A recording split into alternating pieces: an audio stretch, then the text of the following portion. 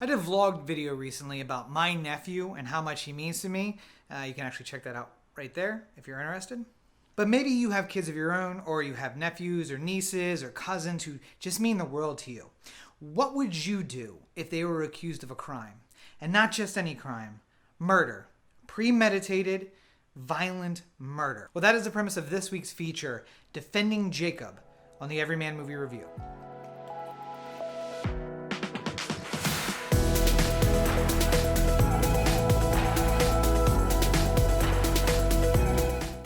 Hello again, and thank you for joining me for yet another episode of the Everyman Movie Review. If you are enjoying these reviews, and I hope you are, make sure that you take the time to like and subscribe and turn on those notifications so you know when new episodes are available for you. This week, we're going to continue the theme from the past few episodes, and that's checking out a series on Apple TV. I said some time ago that this review was about movies, not about series. But then I had the opportunity to take a meandering walk through the content on Apple TV, and I was so astounded that I thought I need to review a couple of those series to let you know why you should be checking out Apple TV as well. This week we are talking about Defending Jacob, yet another one of the original programs on Apple TV, something that is really close to my heart and probably something that you'll enjoy even if you haven't thought you'd enjoy any of the other previous series I've reviewed. And that's because it is way more programmatic than most of the shows. If you like Law and Order, if you like that kind of TV, you're gonna like Defending Jacob. It's got that procedural feel, even though it's really just one case throughout. Each episode is divided up in a way that makes you feel like you're unraveling a little bit more of the mystery and figuring out a little bit more of what happened. So I think that you'll enjoy that even if you don't enjoy the other things I've recommended. But before we get too far into it, let's get through the pleasantry, shall we? Defending Jacob was directed in its entirety this time by Morton Tilden. It was created and written by Mark Baumbach and based on the novel by William Landay. It is starring at the top Chris Evans as Andy Barber, Michelle Dockery as Laurie Barber, or as I called her in a previous review, oh, that chick from Downton Abbey. Jaeden Martell as Jacob Barber, Cherry Jones as Joanne Klein, Pablo Schreiber as Neil Logaduce. By the way, try to say those two names back to back really fast. Betty Gabriel as Pam Duffy, and J.K. Simmons as Billy Barber. So I know it's kind of become a new thing out in the world, something that I like to call, not just me, but a lot of people, murder porn. And that's Discovery ID and all of these channels that just feature real true crime murder shows where basically the women in my life who love to watch them try to figure out how they could kill me and get away with it. Because obviously they, having watched all these shows, wouldn't make the mistakes that the criminals have made and that they could get away with it clean. And I don't know if I should be more worried about that. I probably should police more of that Discovery ID TV show watching. But this one is about Jacob Barber, Defending Jacob, obviously. And it's basically a show that is about a murder that occurs in a small town in Massachusetts, and his father, Jacob, is the child, and what we learn very soon after the beginning of the first episode, he is the suspect in this murder. His father, Andy Barber, played by Chris Evans, is a prosecutor in the town, and the case is initially assigned to him. So this is a different thing that every jurisdiction kind of handles in a different way. In Massachusetts, assumedly, and in this jurisdiction, the prosecutor's office assigns an assistant state's attorney or an assistant district attorney, however it is they go by it. They assign them to the case, and they're actually really involved with the police, making sure that all the boxes get checked, the T's are crossed, the I's are dotted, so that the case is as secure as possible as it moves forward. So Andy Barber gets assigned this very difficult case in this kind of sleepy town, and that's a murder investigation. They don't have that many of those, and they are really worried that it's handled correctly, so they give it to their top guy, Andy. What comes of that, though, is that it turns out his son, Jacob, is the number one suspect, and they have to take the case away from him. That's kind of what we're introduced to in the beginning of the first episode, but we don't see it exactly like that. What we see is a very tired, exhausted-looking Andy Barber, again played by Chris Evans, coming into a courtroom.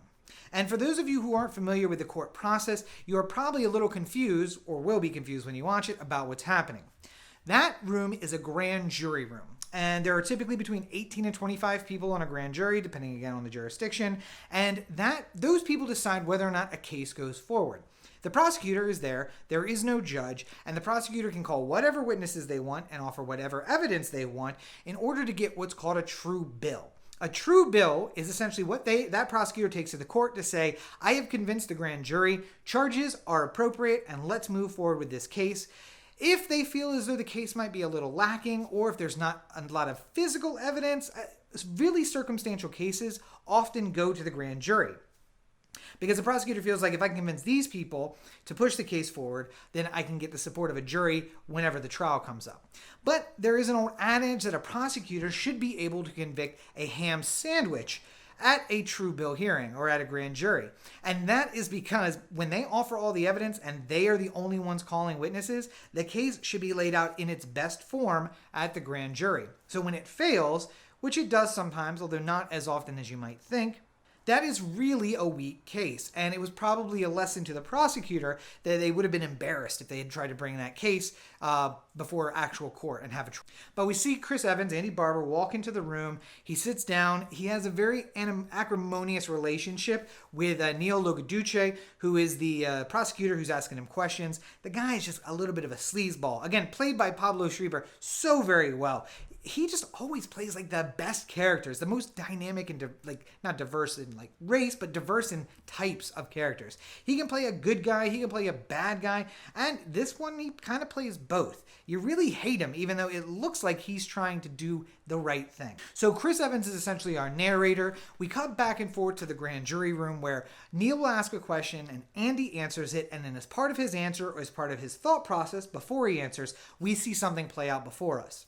So again, Andy is on the case. When they figure out that his son is a suspect, he's pulled from the case. There's a whole rigmarole about when they learn and did he know already and did he try to hide it. Something that is not a spoiler at all because again, it happens in the first episode. But they find out that his son has a knife. And they, again, don't know that he's a suspect in this crime. He just knows some kid got killed with a knife. And I don't want my kid to have that kind of knife. So he takes it and he throws it away, which is kind of destroying evidence. And when it turns out his son is a suspect, well, that looks even more suspicious. But once he's pulled from the case and put on paid leave, basically, like he doesn't have to go to work because he has a lot of time to do investigation, but he's still getting paid, obviously, because they have a crazy nice house and a crazy nice neighbor. He goes racing home to his house for a reason that's kind of unclear. Like, does he think he can find the evidence before the police do? Is he going to get rid of it if he finds it there? What is the deal and what's going on? While he's racing his way there, he's calling Jacob. We see that Jacob is ignoring his calls, but when he turns the corner and sees the cops, he turns and walks the other way. So there's a whole part of an episode that's spent on them looking for Jacob and bringing him in. And yeah, well, again, I don't want to spoil too much because I do think that part of this is the uncovering the mystery. It's not, the show's called Defending Jacob, so I think you get the idea that Jacob's going to be on trial. And maybe we should, that's what the show's going to be about, and it in fact is. His dad's a prosecutor. He has a lot of skills. Not a particular set of skills, but maybe just a broad set of skills. And then a question's brought up about his grandfather and what his situation was. Again, J.K. Simmons is playing the grandfather, so we get to see him in some flashback areas and some other stuff. There's a really fantastic cast. And once again, Michelle Dockery, who I brought up in the Gentleman review about, she just blew me away with her performance after only knowing her really from Downton Abbey. Again, just brings it. If you had told me she was actually in real life an American housewife, I would not have believed you until I saw this show. This show convinced me that she can do whatever.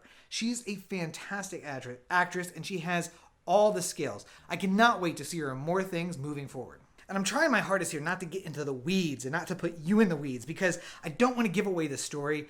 All I can tell you is the same thing that I told you about Servant in an earlier review. A lot of your questions are going to be answered. Now, unlike Servant, this is basically a limited series. So we do get all of the answers to all of our questions by the end. Maybe we don't know why necessarily. Maybe we don't know the inner workings of the answer, but it is satisfactory. There is that payoff that every question that is raised all the way through the show is wrapped up by the end. We see it all.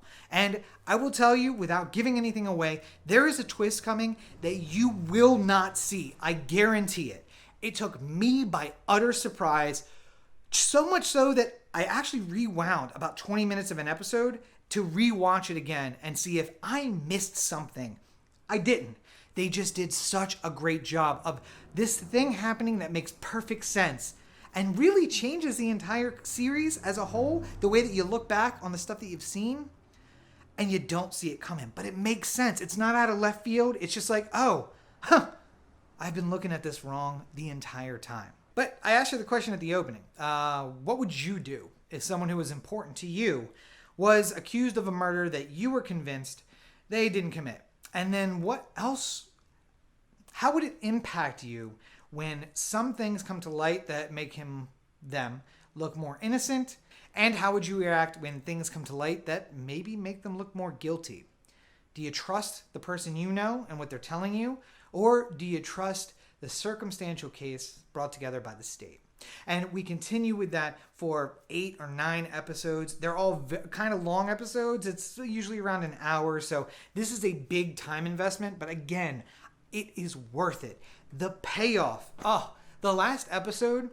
Yeah, there are places where this drags in the middle. And I like it because, again, in my previous life, I was an attorney. So this stuff always kind of interests me. I gave a little shit to the murder porn earlier. But in the end, I enjoy those shows too. So to see that play out in a fictional way where, things are a lot more structured and, you have expectations and they have to keep those. I think that it's just the best melding possible. Plus with this cast, the cast was great.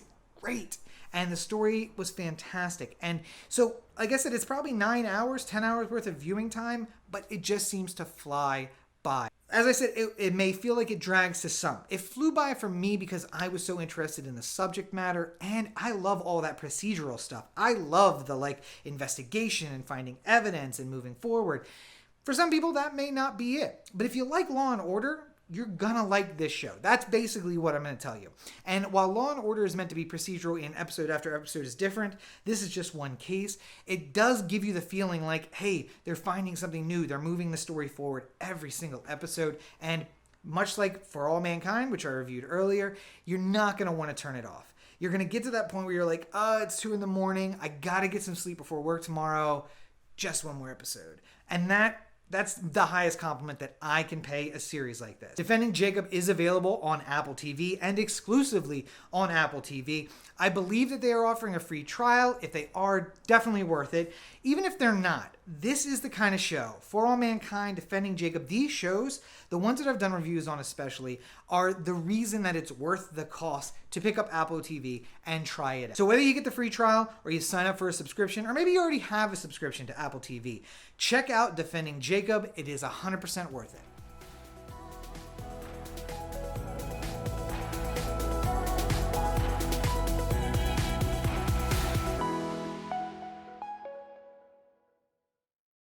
So there you have it, yet another episode of the Everyman movie review in the books.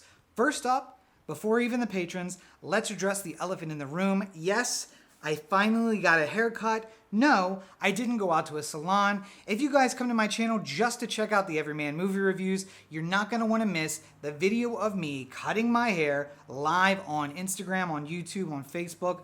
I put up a poll and said, should I wait or should I cut it now? Overwhelmingly, people said cut it. So Roxy had been hitting me up to cut my hair since she got here, and I let her do it. And you can watch the video and all the kind of ridiculousness that went on during that right here on the YouTube channel. You're going to find that video right here. And I'm going to be looking to do more videos like that. So make sure you check out all the new releases on the channel. You're not going to be disappointed. Now, one thing you won't see here on YouTube is the longer version of it, the one with bonus footage after the live stream stopped, because that is only for my patrons over on Patreon. That's patreon.com/Robert N. Cheek. Some folks over there are getting behind the scenes action. They're getting exclusives that nobody will see. They're coming along with me as I write my next book. Those are all things you can experience for as little as $1. It is 100% worth it. And you can also then know that you're supporting me doing my work and everything that I'm doing. So go on over to Patreon, sign up to be a supporter, and check out all of the stuff I have going on over there. And of course, I don't want to forget about the social media. You can find me on all your social networks at Robert N. Cheek. That's Facebook, Twitter, Instagram, Tumblr, TikTok, everywhere at Robert N. Cheek. I try to keep up. I try to post a lot. I have been posting an exponential amount during the George Floyd protests. So make sure you're following me to get all the latest on my life. And of course, one last thing, robertandcheek.com, still under construction, but we are starting to get more content up there. If you're looking for anything about what I'm working on or what I have or what's out there in the world, you're going to find it at robertandcheek.com, including all of these videos, the other videos from YouTube, the books, the screenplays, all of that. At robertandcheek.com, that's the place to go. You're not going to want to miss it. And finally, if you can't get enough of me because, why would you? Make sure you're checking out the Oh the Anthem podcast. New episodes every single Tuesday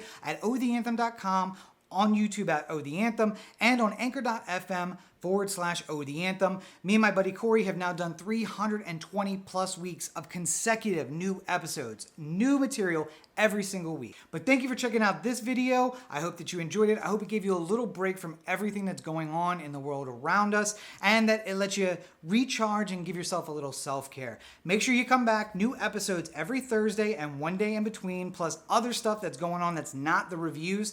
Make sure you turn on the notifications. It'll let you know whenever I post something new. And until next time, please take care of yourselves and each other.